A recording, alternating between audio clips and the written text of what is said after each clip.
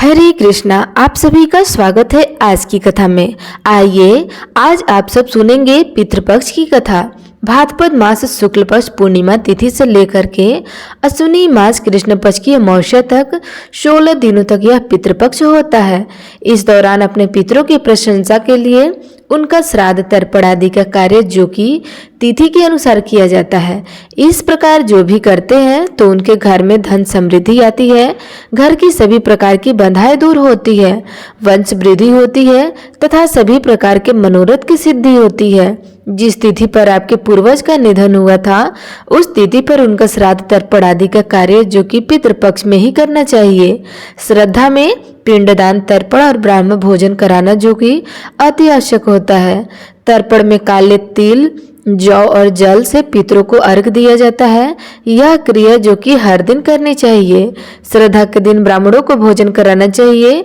अगर ब्राह्मण उपलब्ध ना हो तो आप किसी जरूरतमंद व्यक्ति या गाय को भोजन करा सकते हैं।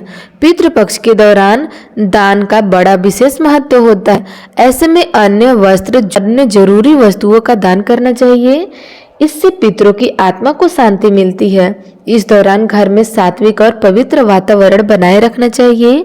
साफ सफाई का भी विशेष ध्यान होना चाहिए। पितृपक्ष के दौरान जो कि तामसिक भोजन, विशेष रूप से मांस और शराब का सेवन बिल्कुल नहीं करना चाहिए। इस दौरान विवाह, मुंडप, गृह प्रवेश और नए अमावस्या की शुरुआत जैसे कोई भी शुभ काम नहीं करनी चाहिए। कुछ मान्यताओं के अनुसार पितृपक्ष के 16वें दिनों में जो कि भाद्रपद पूर्णिमा से लेकर के अश्विनी अमावस्या तक, इन दिनों में बाल, दाढ़ी, नाखून आदि नहीं कटवानी चाहिए। नए कपड़े, गहने या अन्य कोई भी वस्तु नहीं खरीदनी चाहिए। इससे बचना चाहिए। भोजन में जहां तक हो सके लहसुन और प्याज का भी प्रयोग नहीं करना चाहिए। घर में शांति बनाकर हमेशा रखनी चाहिए। किसी से भी बहस या झगड़ा आदि नहीं करना चाहिए। इन चीजों से बचना चाहिए। इस प्रकार जो भी पितृपक्ष में इन नियमों का पालन करते हैं इससे पितृदेवता की कृपा प्राप्त होती है, जिससे कि घर की सभी प्रकार की परेशानियां दूर हो जाती है। घर में सुख समृद्धि का आगमन होता है, वंश वृद्धि होती है तथा सभी प्रकार के मनोरथ की सिद्धि होती है। तो दोस्तों आइए आज आप सब सुनेंगे पितृपक्ष से जुड़ी हुई 2 पौराणिक कथाएं। पितृपक्ष में यह कथा जो कि अधिकांश क्षेत्रों में सुनाई जाती है। कथा के अनुसार महाभारत काल के दौरान कर्ण की मृत्यु हो जाने के पश्चाताप जब उनकी आत्मा स्वर्ग को गई तब उन्हें बहुत सारा सोना और गहने दिए गए। कर्ण की आत्मा को कुछ समझ नहीं आया, वह तो आहार की तलाश कर रहे थे। उन्होंने देवराज इंद्र से पूछा कि उन्हें भोजन की जगह सोने चांदी क्यों दिए जा रहे हैं। तब देवराज इंद्र ने कर्म को बतलाया। इससे अपने जीवित रहते हुए पूरे जीवन भर सोना और चांदी का ही दान किया है, लेकिन अपने पूर्वजों को कभी भी अन्य का दान तक नहीं किया था। उन्हें भोजन से तृप्त नहीं किया था। इस कारण से भोजन की जगह जो कि सोना ही दिया जा रहा है। तब कर्ण ने इंद्र से कहा कि उन्हें यह ज्ञात नहीं था पूर्वज कौन थे और इसी वजह से वह कभी उन्हें कुछ दान नहीं कर सके। इसके बाद कर्ण को उसकी गलती सुधारने का मौका दिया गया और 16 दिन के लिए पृथ्वी पर वापस भेजा गया, जहां उन्होंने अपने पूर्वजों को याद करते हुए उनका श्राद्ध करके उन्हें आहार यानी कि अन्न आदि का दान करके ब्राह्मणों को भोजन करवाया। पितरों का श्राद्ध, तर्पण आदि का कार्य किया। इन्हीं 16 दिनों की अवधि को पितृपक्ष कहा जाता है। और दूसरी कथा के अनुसार जोगी तथा भोगी 2 भाई थे। दोनों अलग अलग रहा करते थे। जोगी जो कि धनी था और भोगी निर्धन था। दोनों में परस्पर बड़ा प्रेम था। जोगी की पत्नी को धन का अभिमान था, किंतु भोगी की पत्नी बड़ी सरल हृदय वाली थी। पितृपक्ष आने पर जोगी की पत्नी ने उनके पितरों का श्राद्ध करने के लिए कहा तो जोगी इसे व्यर्थ का कार्य समझकर टालने की चेष्टा करने लगा, किंतु उसकी पत्नी समझती थी कि यदि ऐसा नहीं करेंगे तो लोग बातें बनाएंगे। फिर उसे अपने मायके वाले को दावत पर बुलाने और अपनी शान दिखाने का उचित अवसर लगा। अतः वह बोली, आप शायद मेरी परेशानी की वजह ऐसे कर सकते हैं, किंतु इसमें मुझे कोई परेशानी नहीं होगी। मैं भोगी की पत्नी को बुला लूंगी, दोनों मिलकर सारा काम कर लेंगे। फिर उसने जोगी को अपना पीहर न्योता देने के लिए भेज दिया।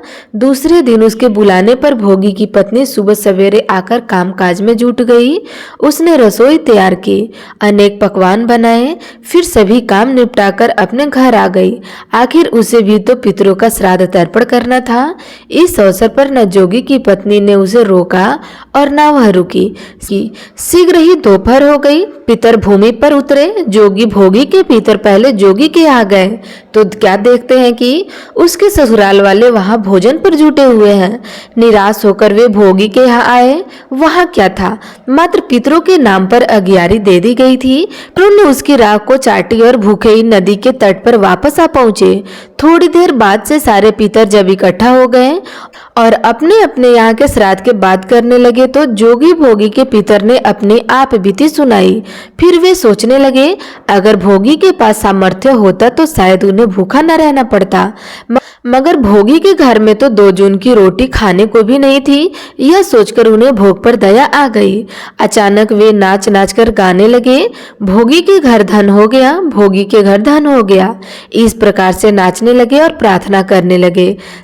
साँझ होने को हुई। भोगी के बच्चों को कुछ भी खाने को नहीं मिला। उन्होंने माँ से कहा कि माँ भूख लगी है।